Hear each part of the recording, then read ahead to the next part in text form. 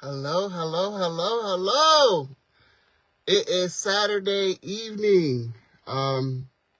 It's about a little after 5 my time. How are y'all doing? Are y'all doing well? Are y'all ready for Sunday? I am ready for Sunday. I love Sunday. Sunday, I don't know. They say it's the first day of the week, so it's always like a fresh start. You know what I'm saying? Like, I can make a new a goal for each Sunday and try to manifest it throughout the week. That's why I love Sundays. Um, in this live, we are going to talk about marriage. Marriage. Marriage. Who does not want to be married? I can tell y'all right now, I'm 28 years old. I'm not married, but maybe I'll be married someday. You know, I'm not going to say I'm in a hurry to get married. I'm in a hurry to have children. I'm in a hurry to be in a relationship. Relationship. All right, I am back. So we're going to talk about marriage, and I'm going to put marriage into the Holy Bible aspect. I'm going to pull some scriptures on what we hear is the traditional marriage in today and what we see in today's world. So let's talk. This scripture, let me start off by saying this. Some of you all may be seeing me in my vehicle right now and wondering if I'm living in my vehicle. No, I'm not living in my vehicle. I got a place to stay. And the reason why I'm in my vehicle right now is because I don't actually have furniture right now because I'm transitioning from one place to another. So no, I am not living in my car. I do have a roof over my head, but this is the only seat that I can sit comfortably and not be standing and talking to you all. I don't want to stand right now. I want to be seated and comfortable. So no, I'm not homeless. Okay, so this scripture, so what I did is I did a Google search and I just asked Google, I said, what scripture is the most popular that states a marriage is between a man and a woman? Google tells me the most popular and frequently cited scripture for view is Genesis 2, verse 2. Hold on. Genesis, let me say this right. Genesis 2:24, which is also directly quoted by Jesus in Matthew 19:4 through 5.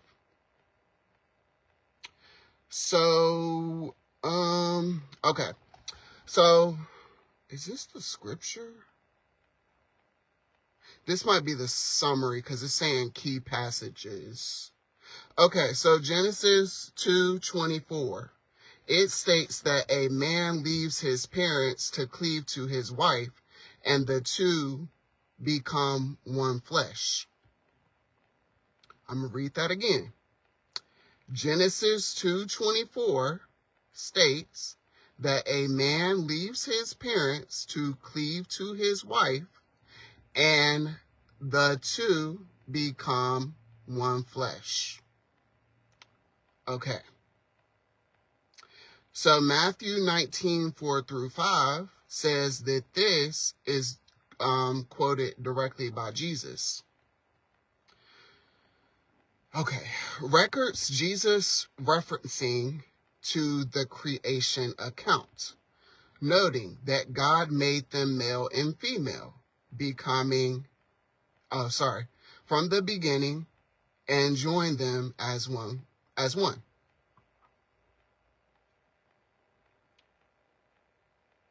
So these scriptures are the most popular. There's probably a little bit more scriptures in the Bible that we state, that come from the Bible that say that marriage is between a man and a woman.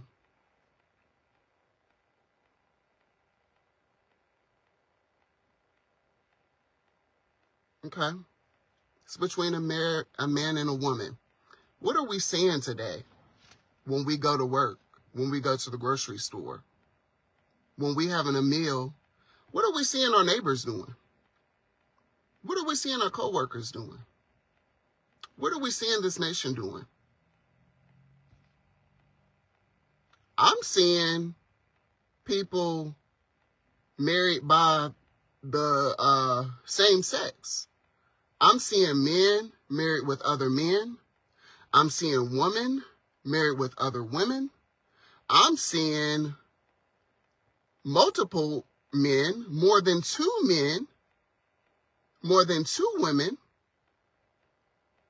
in a marriage. That exists now. Did y'all know that? Did y'all know that people are in a marriage with more than two people now?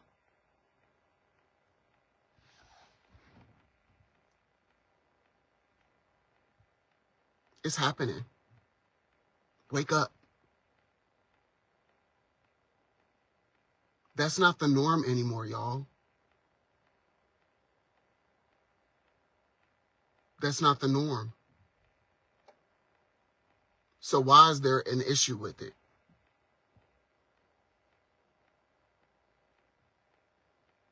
Why is there an issue with marriage outside of a man and a woman? Is it because we can't produce? Because last time I heard, there are women and men who aren't fertile. They cannot have a baby. They have to take alternatives to have a baby. So why is there, if that's the fact that because we can't produce, because I heard there's a scripture in the Bible that states that we are to be fruitful and multiply. Y'all think God was just talking about babies and building a family? Come on now. Let's think outside the box. Let's think about our finances. Let's think about our businesses. Let's think about the fact that there are children out here who don't have parents that take ownership of them. There's more than one way to be fruitful and multiply than having a man and a female having sex and producing a child. I mean, and also in these scriptures, like I was saying before, when it comes to a man and a man not having sex, as into a man and a woman, like I said before, that's not the only way. Y'all see what the enemy did there? You see what the enemy did there in the Bible? And last time I heard, Satan is mentioned in the Bible. So if Satan's name is in the Bible, if his name is in the Bible, if somebody calls your name, right, what do? Even if it's not you, you're going to respond. I know people who have the same name as me, or they may have a name that sounds like my name, and it might not even be me that they're trying to call out. But when they call my name or somebody's name that sounds similar, the first thing I'm doing is like, and the first thing they say, no, that's not you. That's not you. I was talking about the person. I was trying to get the person's attention's name that sounds similar to yours. They did not say my full name. Let's think outside the box. So, again, I'm going to make this quick and short. When it comes to the Bible stating that marriage is between a man and a female, that is a lie. Wake up. Marriage is legal now. Gay marriage is legal. Didn't we have a president legalize that a long time ago? Y'all don't think God was working through him? Because last time I checked, he didn't even fully agree with the fact, but he made it happen. And now the enemy is mad because God won again. This is deep, y'all. This is deep. The enemy is mad at the situation that anybody can marry however they want.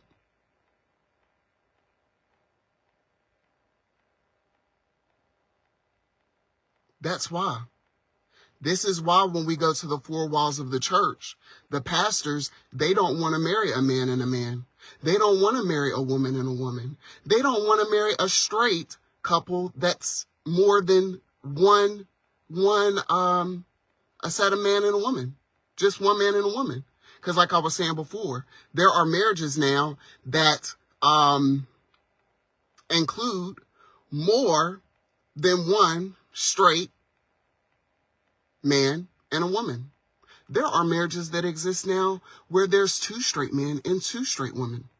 There's something called swingers now, where people who are married, they're not even necessarily married to each other, but they have a bond. That's not marriage either. I consider that marriage too, because you're in a relationship, a committed relationship. So, I mean, I just wanted to put that out there. Y'all may not agree with it. I don't care. I'm not trying to persuade you. God just told me to put this out here because I've been struggling with this too. I've been struggling with this because of what we were talking about, the generational curses, the people before our time that have embedded in our brains as they were raising us, that there's only one way to marriage. Really? We are limiting God. That's why the four walls of the church, the numbers of the four walls of the church are declining. Because I would rather go to a bar that accepts where I can pay for a nice meal. It may be a hidden language. They may show that they don't really care for the fact that I'm with my partner that I'm married to. But at least they just want my money and they're going to feed me. That's church too. Hello? I love y'all. I'm getting off of here.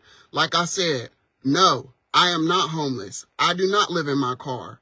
This is the only seat that I have right now where I can sit down comfortably because I don't have a seat in my shelter. Okay, I'm getting there. I'm working on it. I'm transitioning from space to space. So the things in my old space, I don't want to necessarily bring in my new space. Why? Because there's some wicked energy in my old space that I don't want to take to my new space. Y'all don't think furniture carries energy? It does. But that's going to be the next topic, about energy and whether it dies. I love y'all. Y'all stay cool. It's getting cooler here in the Triad. I actually like this temperature. It's pretty comfortable. But y'all keep y'all's head up.